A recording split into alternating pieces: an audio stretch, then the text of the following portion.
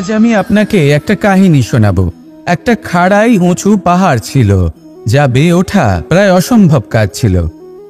এবার একদিন কয়েকটা ব্যাঙ এলো আর তা বেয়ে উঠতে শুরু করলো। আস্তে আস্তে প্রত্যেকটা ব্যাঙ মিলে লাফিয়ে লাফিয়ে ওপরে ওঠার চেষ্টা করছিল। নিচে কিছু পশু দাঁড়িয়েছিল যারা বলছিল, এটা তো অসম্ভব ব্যাপার, এই ব্যাঙগুলো উঠতেই পারবে না, সকলে পড়ে যাবে। আর তারপর ধীরে ধীরে সমস্ত ব্যাঙ নিচে পড়তে থাকলো। শেষ পর্যন্ত একটাই ব্যাঙ ছিল যে শিখরে পৌঁছতে পারল। জানেন সে কেন পারল? কারণ সেই ব্যাঙ বধির ছিল। সে কারোর কথা শোনেনি, ও স্থির করেছিল শিখরে পৌঁছতে হবে, আর পৌঁছে গেল। এবার এটা কিন্তু আমাদের জন্য অত্যন্ত গুরুত্বপূর্ণ শিক্ষা। আপনি যদি জীবনে নিজের লক্ষ্য স্থির করে থাকেন, তাহলে এদিক ওদিক কারোর কথা শুনবেন না, শুধু এই নিজের লক্ষ্যের দিকে অগ্রসর হন। কারণ সাফল্য আপনার প্রচেষ্টার দ্বারাই আপনি পেতে পারেন, অন্যের কথা দ্বারা নয়। তাহলে চেষ্টা করতে থাকুন আর নিজের লক্ষ্য প্রাপ্ত করুন। আর আমার সাথে ভালোবেসে বলুন, রাধা রাধা। জীবনে এমন অনেক মানুষ আপনি দেখে থাকবেন যারা শুধু অভিযোগ নিয়ে বসে থাকেন যে জীবনে তাই হয়ে চলেছে যা এতদিন হয়ে আসছিল। শুধুমাত্র দুবেলার অন্ন সংস্থান হচ্ছে ব্যাস। আমাদের জীবন আমাদের তাই দিয়ে চলেছে যা এতদিন দিয়ে এসেছে। চিন্তিত থাকেন যে তাদের রোজগার বৃদ্ধি পাচ্ছে না কেন, চিন্তিত থাকেন যে তাদের সমৃদ্ধি বৃদ্ধি পাচ্ছে না কেন। আর যখন এমন হয় না, তখন দোষ দেন নিজের ভাগ্যকে বা অন্য কোনো ব্যক্তিকে দায়ী করেন। আপনি কিছু মুহূর্ত নিজের সাথে কাটান, নিজের সাথে কথা বলুন, একটু বিচার বিবেচনা করুন। আপনি বুঝতে পারবেন আপনি আজ সেটুকুই পাচ্ছেন যা আপনি এতদিন পেয়ে এসেছেন, কারণ আপনি তাই করছেন যা এতদিন ধরে করে এসেছেন। বিশেষ কিছু নয়, নতুন কিছু নয়। জীবনে যদি বিশেষ কিছু পেতে হয় তবে তার জন্য বিশেষ পরিশ্রমও করতে হবে, কঠিন পরিশ্রম করতে হবে, নতুন কিছু করে দেখাতে হবে। যদি কোনো গরুর থেকে আপনি পুষ্টিকর দুধের আশা রাখেন, তাহলে তার আহারও পুষ্টিকর হওয়া উচিত। চেষ্টা দিয়ে আসে প্রগতি, আর সমর্পণ থেকে আসে সমৃদ্ধি।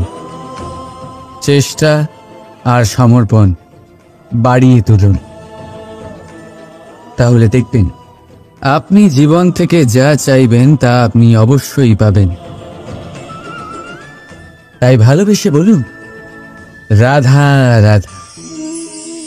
বিরোধিতা এমন এক শব্দ যা শুনে আমরা সবাই ভয় পেতে থাকি। যদি কেউ আমাদের বিরোধিতা করে তা আমাদের সহ্য হয় না। আমরাও কারোর বিরোধিতা করে কোনো শত্রুতা করতে চাই না। এই ধরনের ভাবনা আমাদের মনে আসতেই থাকে। কিন্তু বিরোধিতা, এই শব্দ আপনার শান্তির জন্য, আপনার সুখের জন্য কতটা গুরুত্বপূর্ণ তা আপনারা জানেন না। তাই যদি কাল এসে কেউ আপনার বিরোধিতা করে, তখন সবার আগে নিজেকে যাচাই করুন। আপনি কি ভুল করেছেন? আপনার দোষ কি? নিজের মধ্যে কি ত্রুটি আছে সেটা বোঝার চেষ্টা করুন, নিজেকে সংশোধন করার চেষ্টা করুন। তারপর দেখুন বিরোধিতার এই আগুন আপনাকে স্বর্ণ থেকে কুন্দন বানিয়ে তুলবে। বলা হয় এই সংসারে খারাপ বেড়েই চলেছে, কিন্তু তার কারণ এ নয় যে খারাপ মানুষ বেড়ে চলেছে। তার কারণ হলো যে ভালো মানুষ, যাদের ভালো চিন্তা, ভালো বিচারধারা আছে, তারা খারাপের বিরোধিতা করতে পারেন। যদি আপনার সম্মুখে কোনো খারাপ কর্ম হয়, তাহলে তার বিরোধিতা করতে সংকোচ করবেন না, কারণ বিরোধিতার এই আগুন মন্দকে পিছুপা হতে অবশ্যই বাধ্য করে। রাধা রাধা।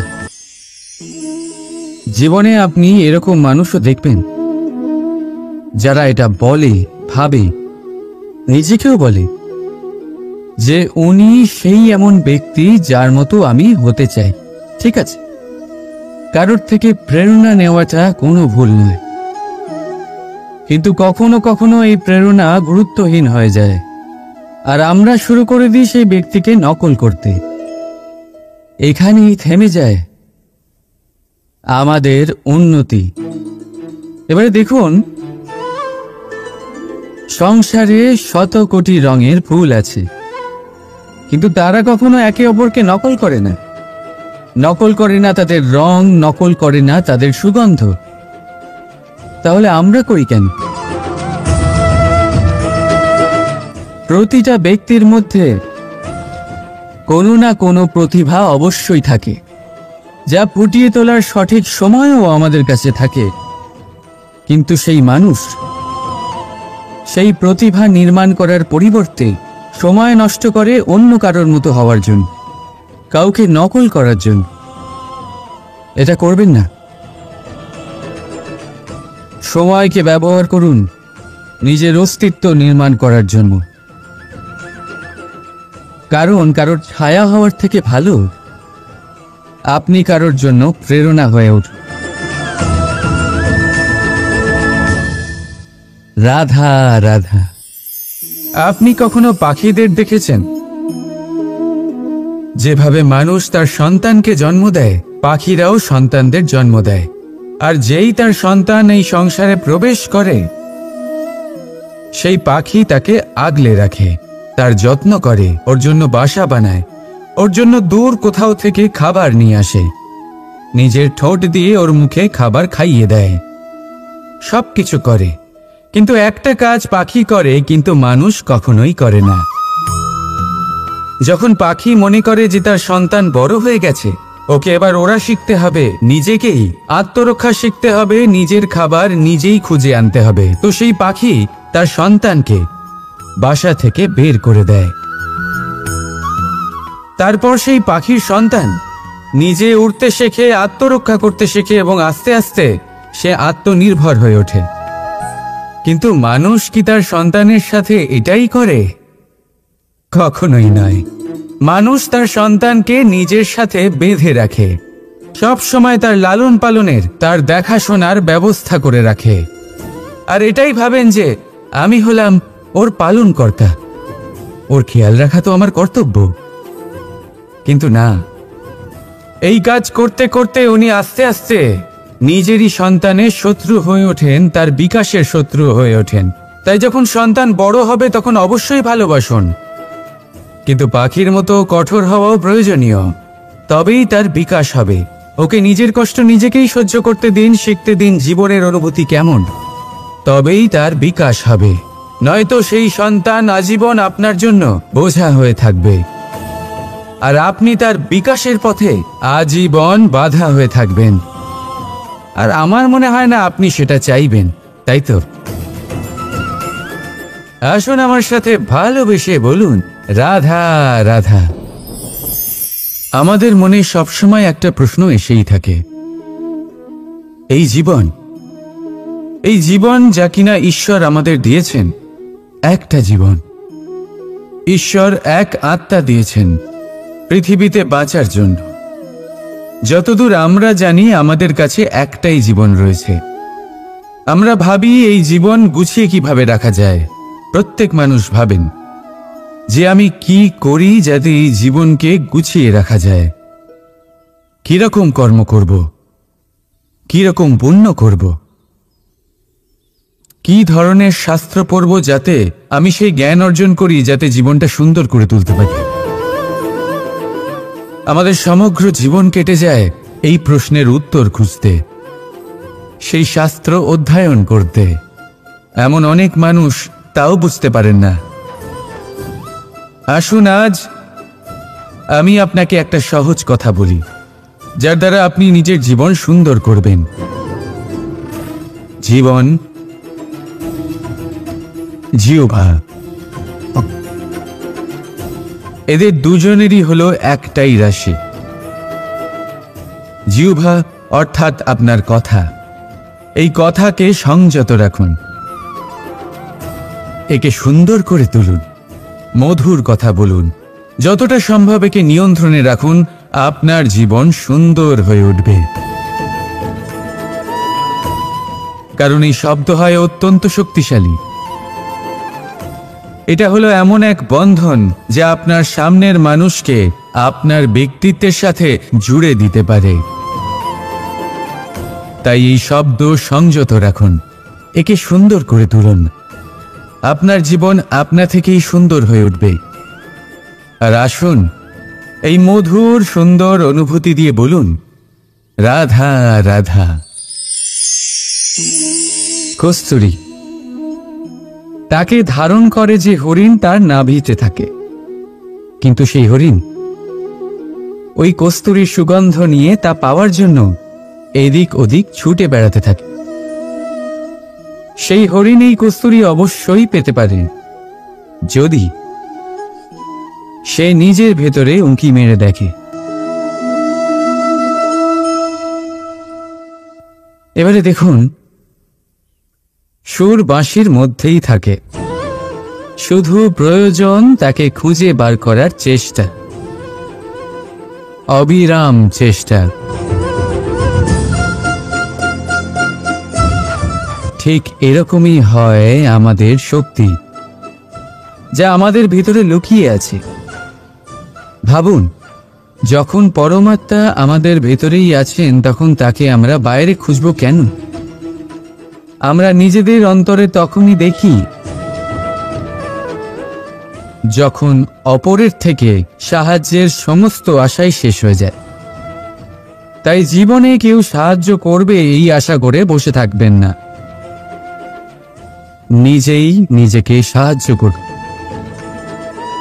রণক্ষেত্রে আপনি ভালো সারথি পেতেই পারেন, কিন্তু জীবনের এই যাত্রাপথে আপনাকেই নিজের সারথি হতে হবে। রাধা রাধা। কৌতুক অর্থাৎ হাসি, এটা জীবনে কতটা গুরুত্বপূর্ণ। আমরা সর্বদাই হাসতে চাই, আমরা সর্বদা অন্যের মুখে এই হাসি দেখতে চাই। কিন্তু এই কৌতুক অনেক প্রকারের হয়। আর এই কৌতুকের ভিত্তি কি, সেটাও খুব গুরুত্বপূর্ণ। কৌতুক কেবল তখনই পাবেন যখন তা শুদ্ধ মন থেকে আসবে। কৌতুক তখনই পাবেন যখন তা সামনের জনকেও হাসিয়ে তার কষ্ট হরণ করবে। এবারে যদি কৌতুক হিংসার থেকে বেরোয়, তখন তা কটাক্ষ হয়ে যায়, সামনের মানুষের মনে আঘাত করে। তারপরে সে তৈরি থাকে যে কখন আপনার উপরে আবার প্রহার করতে পারবে। তাই যদি হাস্য কাউকে ছোট করার জন্য হয়, তা হাস্য নয়, উপহাস হয়ে যায়। আর তা সামনের জনকে আনন্দ নয়, শুধু অপমান দেবে। আর অপমানিত ব্যক্তির মন তিক্ত হয়ে থাকে। তাই মনে রাখবেন যে এই কৌতুক যেন কৌতুকই থাকে, তা উপহাস বা কটাক্ষ না হয়ে যায়। রাধা রাধা। মানুষ এই শব্দের সূচনা হয় মন থেকে, আর সেই জন্যই হয়তো আমাদের এই মন এতটা গুরুত্বপূর্ণ। এবারে দেখুন না, আমাদের মনই সবকিছু চালনা করে। মনই সেই যে কল্পনা করে, মনই সেই যা কল্পনাকে বাস্তবে পরিণত করার জন্য পরিশ্রম করতে আমাদের প্রেরণা যোগায়। মনই সেই যা লোভের জালে জড়িয়ে পড়ে। মনই সেই যা অভিমানের পর্দা দিয়ে ঢেকে যায়। আর এই মনই সেই যা আপনাকে বিনাশের দিকে টেনে নিয়ে যেতে পারে। কিন্তু যদি তা পরোপকার করার ইন্ধন পায়, তাহলে এমন কোনো মহান কাজ নেই যা আপনি করতে পারবেন না। কিন্তু এই মন কি? এটা বোঝানো যায় দুটো শব্দের মাধ্যমে, দুটো সহজ শব্দ। প্রথম, একজন কুশল সেবক। দ্বিতীয়, একজন সংকটপ্রবণ মালিক। যদি আপনার এই মন আপনার নিয়ন্ত্রণে থাকে, তাহলে সে হলো আপনার সেবক। তাই আপনার অস্তিত্ব আছে। কিন্তু যদি আপনার মন আপনার কর্মের উপরে নিয়ন্ত্রণ করে, তাহলে এই মন আপনার মালিক, আর তখন আপনার বিনাশ নিশ্চিত। তাই নিজের এই মনকে নিয়ন্ত্রণে রাখুন, কিন্তু ভালোবেসে। আসুন আমার সাথে আনন্দে বলুন, রাধা রাধা। এই সূচ দেখতে পাচ্ছেন আপনি? এটা শুদ্ধ লোহা দিয়ে তৈরি। বস্ত্র সেলাই করার কাজে লাগে, অস্ত্রোপচারে কাজে লাগে। কিন্তু আপনি কি কখনো ভেবে দেখেছেন এই সূচ কিভাবে তৈরি হয়? লোহার এক বড় অংশকে পিটিয়ে পিটিয়ে টেনে টেনে তাকে পাতলা বানানো হয়। এরপরেই আমরা পেয়ে থাকি সুর। ভাবুন, যদি লোহার টুকরোতে অনর্গল প্রহার করার ফলে একটা লোহার টুকরো সূচে পরিণত হয়, তাহলে আমাদের জীবনে অনর্গল চেষ্টা করার ফলে জীবনের সমস্ত অংশকে আমরা কত প্রভাবশালী কাজে পরিণত করতে পারি। শুধু প্রয়োজন দৃঢ় নিশ্চয়তা। তাহলে আসুন আমার সাথে ভালোবেসে বলুন, রাধা রাধা। বিশ্বাস। জীবনে বিশ্বাস কতটা গুরুত্বপূর্ণ। একজন স্ত্রী তার স্বামীর হাত ধরে যে কোনো জায়গায় যেতে পারেন। এর কারণ হলো বিশ্বাস। তার নিজের স্বামীর ওপরে বিশ্বাস আছে। যখন একজন মা তার ছোট বাচ্চাকে কোলে তুলে হাওয়ায় ওঠায়, তখন সেই বাচ্চা ভয়ভীত হয়ে যায় না। তার কারণ হলো বিশ্বাস। তার বিশ্বাস আছে যে তার মা তার কিচ্ছু হতে দেবে না। এক বৈদ্যের দেওয়া ঔষধ সন্তান কিছু না বুঝে শুনেই খেয়ে ফেলে। সেই বৈদ্যের জ্ঞানের বিষয়ে তার কোনো ধারণাই থাকে না। শুধু নিজের পিতার উপরে বিশ্বাস আছে যে তার পিতা তাকে খারাপ কিছুই দেবে না। যখন এই সংসারের প্রতিটা বন্ধন বিশ্বাসের উপরে দাঁড়িয়ে আছে, তাহলে কেন এই বিশ্বাসকে আমরা জীবনে আনতে পারি না? আপনি নিজেই দেখুন, এই বিশ্বাস নিজের জীবনে এনে দেখুন, সবকিছু আরো সুন্দর হয়ে যাবে। তাই ভালোবেসে বলুন, রাধা রাধা। বড় বড় রাজমহলের বড় বড় ইমারতের চূড়া কত সুন্দর হয়, কিন্তু আপনি কি কখনো এই বিষয়ে ভেবেছেন যে এই সুন্দর চূড়ায় পৌঁছতে গেলে আপনাকে পৃথিবীতে পা ফেলতেই হবে?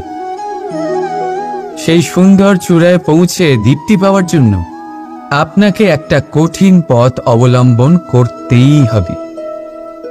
যদি আপনি কোনো কঠিন পথে না গিয়ে এই পৃথিবীর সাহায্য ছাড়াই শুধু উচ্চতার দিকে অগ্রসর হতে থাকেন, তাহলে সর্বদা অসফল হবেন। সেই জন্য নিজের স্বপ্ন পূরণের এই যাত্রাতে নিজের পথ কখনোই হারাবেন না, নিজের পথ থেকে সরবেন না।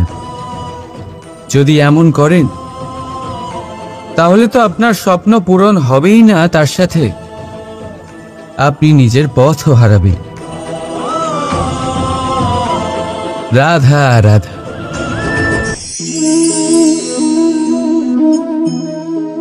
বলুন, কি দেখতে পাচ্ছেন আপনি? আমার হাতের এই সাদা বস্ত্র, নাকি এতে লেগে থাকা এই কালো দাগ? এবারে সত্যি কথা বলতে কি, আপনার নজর সবার আগে এই কালো দাগের ওপরে গেছে। ঠিক আছে, এমনই তো হয়। ভীষণ কম মানুষ থাকেন যারা ভাবেন কোনো ব্যক্তি ভীষণ পরিশ্রম করে এই বস্ত্র ধুয়েছেন, এটা শুকিয়েছেন। বেশিরভাগ মানুষের নজর যায় এই দাগের ওপরে, ভাবেন যে এটা কি করে লাগলো।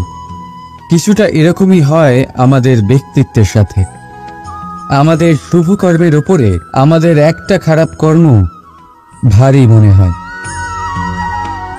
এবারে ভাবুন, যদি আমি চন্দ্রের কথা বলি, তাহলে তার শীতল আলো দেখার পূর্বে তার কলঙ্ক লক্ষ্য করেন, সেই চাঁদে লেগে থাকা কালো দাগ দেখে নেন। সেই জন্যই বিশেষ করে যারা শুধুমাত্র শুভ চিন্তা করেন আর উপকারী কর্ম যারা করেন, তাদের আমি বলবো সাবধানে থাকবেন। কারণ আপনার একটা খারাপ কর্ম চিরকালের জন্য উদাহরণ হয়ে দাঁড়াতো। রাধা রাধা। আমি একটা এমন শব্দ যার অনেকগুলি মানে হয়, যার আসল অর্থ হল অহং। যদি আপনি কথা বলেন সৃষ্টির নির্মাণ নিয়ে, তাহলে আমি ব্রহ্মদেব হয়ে সৃষ্টির নির্মাণ করবে। যদি আপনি কথা বলেন প্রলয়ের, তাহলে সেই আমি মহাদেব হয়ে বিনাশ করবে। এই আমি সঙ্গতিপূর্ণ, কিন্তু শুধু ততক্ষণ যতক্ষণ আপনি এটা সবার সাথে ভাগ করছেন। কিন্তু আমরা বহুবার এর মানে বুঝতে পারি না। এই অহংকে সীমিত করে দিই একটা ব্যক্তি অবধি, শুধু নিজে। আর তখনই জেগে ওঠে অহংকার, যাতে প্রাধান্য পায় শুধুমাত্র আমি, আমরা নয়। আর একজন ব্যক্তি একা না উৎপাদন করতে পারে আর না করতে পারে সৃজন। এবারে দেখুন, বৃষ্টির এক ফোঁটা, তারও অস্তিত্ব আছে, কিন্তু তা ধরিত্রীতে পড়লেই সমাপ্ত হয়ে যায়। কিন্তু যখন ফোঁটাগুলি একসাথে পড়ে, তখন শুরু হয় বর্ষা, আর তখনই তৈরি হয় ধারা। রাধা রাধা। আপনি কখনো জাঁতা কল দেখেছেন? তাতে গম পেশা হয়। গমকে এমনভাবে পেশা হয় যাতে আমরা তা খেতে পারি, জীবিত থাকতে পারি। আর যদি আপনি মন দিয়ে দেখেন, তাহলে কলের নিচের অংশ কখনো ঘোরে না, শুধুমাত্র ওপরের অংশই ঘোরে। আর তবেই তা গম পিষতে পারে, আর তবেই রুটি তৈরি হতে পারে। কিন্তু ভেবে দেখুন, যদি কলের দুটো অংশই ঘুরতে থাকে, তাহলে কি হবে? তা গম পেশার বদলে একে অপরকে পিষে নিজেদের অস্তিত্ব শেষ করে দেবে। তাই জীবনে কোনো কাজ যখন মন আর মস্তিষ্ক মিশিয়ে করা হয়, তখনই তা সম্পন্ন হয়। কিন্তু যখন বিষয় হলো ভক্তির, তখন মস্তিষ্কের যুক্তির মৌন থাকা প্রয়োজন। আর যখন বিষয় হলো কর্ম আর ন্যায়, তখন মনের আবেগের মৌন থাকা প্রয়োজন। তাই মন আর মস্তিষ্কের এই সম্মিলনে সতর্ক থাকবেন। একসাথে অবশ্যই চলবে, কিন্তু একে অপরের বাধা যেন না হয়ে দাঁড়ায়। রাধা রাধা। আজ আমি আপনাকে একটা কাহিনী শোনাবো। একটা খাড়াই উঁচু পাহাড় ছিল, যা বেয়ে ওঠা প্রায় অসম্ভব কাজ ছিল। এবার একদিন কয়েকটা ব্যাঙ এলো আর তা বেয়ে উঠতে শুরু করলো। আস্তে আস্তে প্রত্যেকটা ব্যাঙ মিলে লাফিয়ে লাফিয়ে ওপরে ওঠার চেষ্টা করছিল। নিচে কিছু পশু দাঁড়িয়েছিল, যারা বলছিল এটা তো অসম্ভব ব্যাপার, এই ব্যাঙগুলো উঠতেই পারবে না, সকলে পড়ে যাবে। আর তারপর ধীরে ধীরে সমস্ত ব্যাঙ নিচে পড়তে থাকলো। শেষ পর্যন্ত একটাই ব্যাঙ ছিল যে শিখরে পৌঁছতে পারল। জানেন সে কেন পারল? কারণ সেই ব্যাঙ বধির ছিল। সে কারোর কথা শোনেনি, ও স্থির করেছিল শিখরে পৌঁছতে হবে, আর পৌঁছে গেল। এবার এটা কিন্তু আমাদের জন্য অত্যন্ত গুরুত্বপূর্ণ শিক্ষা।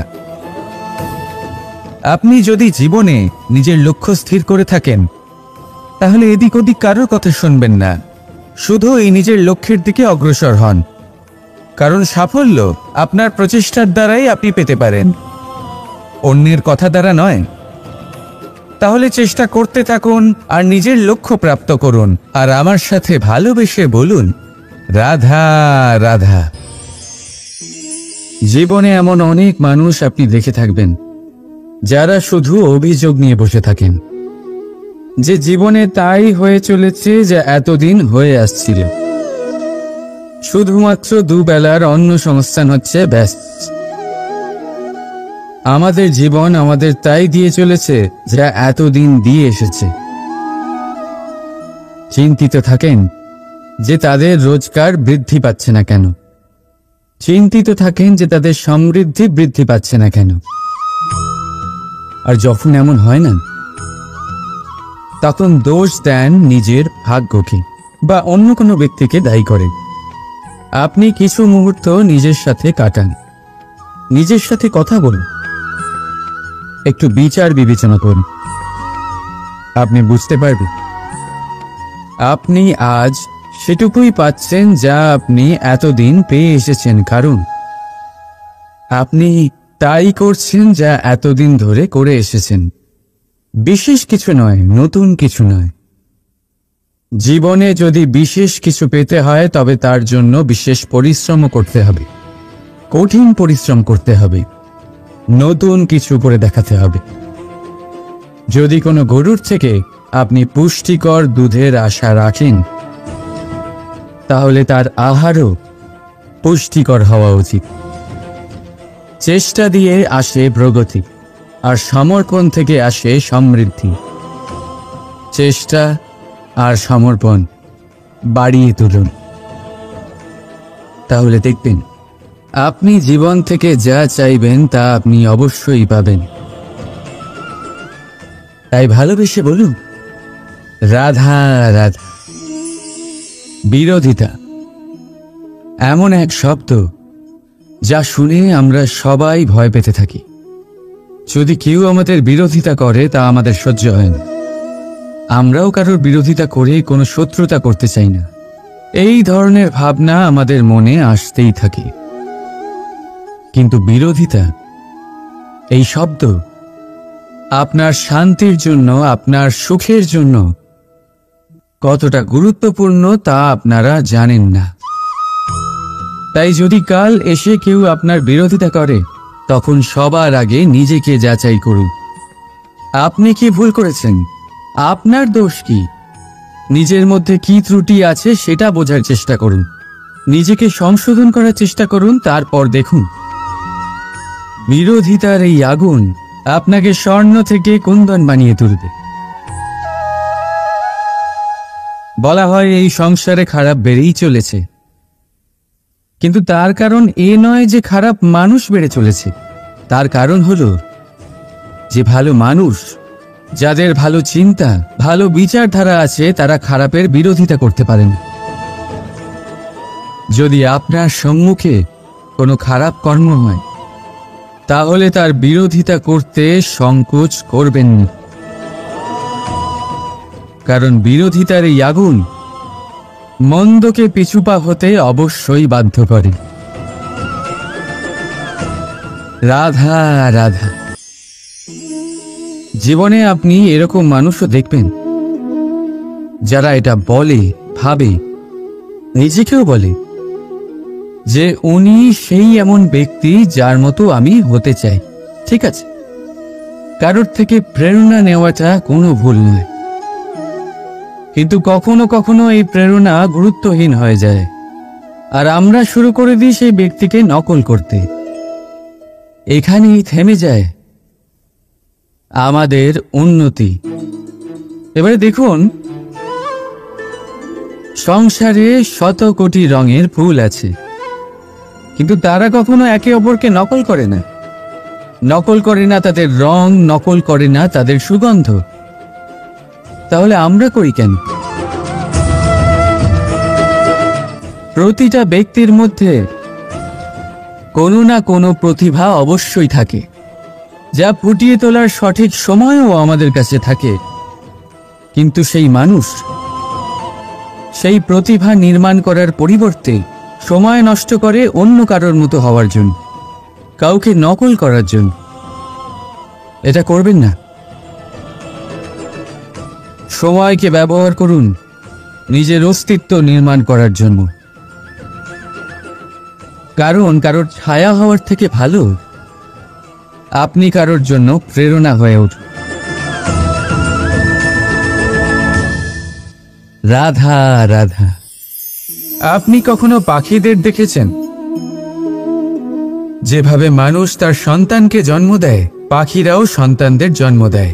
আর যেই তার সন্তান এই সংসারে প্রবেশ করে, সেই পাখি তাকে আগলে রাখে, তার যত্ন করে, ওর জন্য বাসা বানায়, ওর জন্য দূর কোথাও থেকে খাবার নিয়ে আসে, নিজের ঠোঁট দিয়ে ওর মুখে খাবার খাইয়ে দেয়, সবকিছু করে। কিন্তু একটা কাজ পাখি করে, কিন্তু মানুষ কখনোই করে না। যখন পাখি মনে করে যে তার সন্তান বড় হয়ে গেছে, ওকে এবার ওরা শিখতে হবে, নিজেকেই আত্মরক্ষা শিখতে হবে, নিজের খাবার নিজেই খুঁজে আনতে হবে, তো সেই পাখি তার সন্তানকে বাসা থেকে বের করে দেয়। তারপর সেই পাখির সন্তান নিজে উড়তে শেখে, আত্মরক্ষা করতে শেখে এবং আস্তে আস্তে সে আত্মনির্ভর হয়ে ওঠে। কিন্তু মানুষ কি তার সন্তানের সাথে এটাই করে? কখনোই নয়। মানুষ তার সন্তানকে নিজের সাথে বেঁধে রাখে, সব সময় তার লালন পালনের, তার দেখাশোনার ব্যবস্থা করে রাখে। আর এটাই ভাবেন যে আমি হলাম ওর পালনকর্তা, ওর খেয়াল রাখা তো আমার কর্তব্য। কিন্তু না, এই কাজ করতে করতে উনি আস্তে আস্তে নিজেরই সন্তানের শত্রু হয়ে ওঠেন, তার বিকাশের শত্রু হয়ে ওঠেন। তাই যখন সন্তান বড় হবে তখন অবশ্যই ভালোবাসুন, কিন্তু পাখির মতো কঠোর হওয়াও প্রয়োজনীয়। তবেই তার বিকাশ হবে। ওকে নিজের কষ্ট নিজেকেই সহ্য করতে দিন, শিখতে দিন জীবনের অনুভূতি কেমন, তবেই তার বিকাশ হবে। নয়তো সেই সন্তান আজীবন আপনার জন্য বোঝা হয়ে থাকবে, আর আপনি তার বিকাশের পথে আজীবন বাধা হয়ে থাকবেন। আর আমার মনে হয় না আপনি সেটা চাইবেন, তাই তো? আসুন আমার সাথে ভালোবেসে বলুন রাধা রাধা। আমাদের মনে সবসময় একটা প্রশ্ন এসেই থাকে, এই জীবন যা কিনা ঈশ্বর আমাদের দিয়েছেন, একটা জীবন, ঈশ্বর এক আত্মা দিয়েছেন পৃথিবীতে বাঁচার জন্য। যতদূর আমরা জানি আমাদের কাছে একটাই জীবন রয়েছে। আমরা ভাবি এই জীবন গুছিয়ে কিভাবে রাখা যায়। প্রত্যেক মানুষ ভাবেন যে আমি কি করি যাতে এই জীবনকে গুছিয়ে রাখা যায়, কিরকম কর্ম করব, কিরকম পুণ্য করব, কি ধরনের শাস্ত্র পড়ব যাতে আমি সেই জ্ঞান অর্জন করি, যাতে জীবনটা সুন্দর করে তুলতে পারি। আমাদের সমগ্র জীবন কেটে যায় এই প্রশ্নের উত্তর খুঁজতে, সেই শাস্ত্র অধ্যয়ন করতে। এমন অনেক মানুষ তাও বুঝতে পারেন না। আসুন আজ আমি আপনাকে একটা সহজ কথা বলি, যার দ্বারা আপনি নিজের জীবন সুন্দর করবেন। জীবন, জিহ্বা, এদের দুজনেরই হলো একটাই রাশি। জিহ্বা অর্থাৎ আপনার কথা, এই কথাকে সংযত রাখুন, একে সুন্দর করে তুলুন, মধুর কথা বলুন, যতটা সম্ভব একে নিয়ন্ত্রণে রাখুন। আপনার জীবন সুন্দর হয়ে উঠবে। কারণ এই শব্দ হয় অত্যন্ত শক্তিশালী। এটা হলো এমন এক বন্ধন যা আপনার সামনের মানুষকে আপনার ব্যক্তিত্বের সাথে জুড়ে দিতে পারে। তাই এই শব্দ সংযত রাখুন, একে সুন্দর করে তুলুন। আপনার জীবন আপনা থেকেই সুন্দর হয়ে উঠবে। আর আসুন এই মধুর সুন্দর অনুভূতি দিয়ে বলুন রাধা রাধা। কস্তুরী তাকে ধারণ করে যে হরিণ তার নাভিতে থাকে, কিন্তু সেই হরিণ ওই কস্তুরীর সুগন্ধ নিয়ে তা পাওয়ার জন্য এদিক ওদিক ছুটে বেড়াতে থাকে। সেই হরিণ এই কস্তুরী অবশ্যই পেতে পারে যদি সে নিজের ভেতরে উঁকি মেরে দেখে। এবারে দেখুন, সুর বাঁশির মধ্যেই থাকে, শুধু প্রয়োজন তাকে খুঁজে বার করার চেষ্টা, অবিরাম চেষ্টা। ঠিক এরকমই হয় আমাদের শক্তি, যা আমাদের ভিতরে লুকিয়ে আছে। ভাবুন, যখন পরমাত্মা আমাদের ভেতরেই আছেন, তখন তাকে আমরা বাইরে খুঁজব কেন? আমরা নিজেদের অন্তরে তখনই দেখি যখন অপরের থেকে সাহায্যের সমস্ত আশাই শেষ হয়ে যায়। তাই জীবনে কেউ সাহায্য করবে এই আশা করে বসে থাকবেন না, নিজেই নিজেকে সাহায্য করুন। রণক্ষেত্রে আপনি ভালো সারথি পেতেই পারেন, কিন্তু জীবনের এই যাত্রাপথে আপনাকেই নিজের সারথি হতে হবে। রাধা রাধা। কৌতুক অর্থাৎ হাসি, এটা জীবনে কতটা গুরুত্বপূর্ণ। আমরা সর্বদাই হাসতে চাই, আমরা সর্বদা অন্যের মুখে এই হাসি দেখতে চাই। কিন্তু এই কৌতুক অনেক প্রকারের হয়, আর এই কৌতুকের ভিত্তি কি সেটাও খুব গুরুত্বপূর্ণ। কৌতুক কেবল তখনই পাবেন যখন তা শুদ্ধ মন থেকে আসবে। কৌতুক তখনই পাবেন যখন তা সামনের জনকেও হাসিয়ে তার কষ্ট হরণ করবে। এবারে যদি কৌতুক হিংসার থেকে বেরোয়, তখন তা কটাক্ষ হয়ে যায়, সামনের মানুষের মনে আঘাত করে। তারপরে সে তৈরি থাকে যে কখন আপনার উপরে আবার প্রহার করতে পারবে। তাই যদি হাস্য কাউকে ছোট করার জন্য হয়, তা হাস্য নয়, উপহাস হয়ে যায়। আর তা সামনের জনকে আনন্দ নয়, শুধু অপমান দেবে। আর অপমানিত ব্যক্তির মন তিক্ত হয়ে থাকে। তাই মনে রাখবেন যে এই কৌতুক যেন কৌতুকই থাকে, তা উপহাস বা কটাক্ষ না হয়ে যায়। রাধা রাধা। মানুষ এই শব্দের সূচনা হয় মন থেকে, আর সেই জন্যই হয়তো আমাদের এই মন এতটা গুরুত্বপূর্ণ। এবারে দেখুন না, আমাদের মনই সবকিছু চালনা করে। মনই সেই যে কল্পনা করে, মনই সেই যা কল্পনাকে বাস্তবে পরিণত করার জন্য পরিশ্রম করতে আমাদের প্রেরণা যোগায়। মনই সেই যা লোভের জালে জড়িয়ে পড়ে।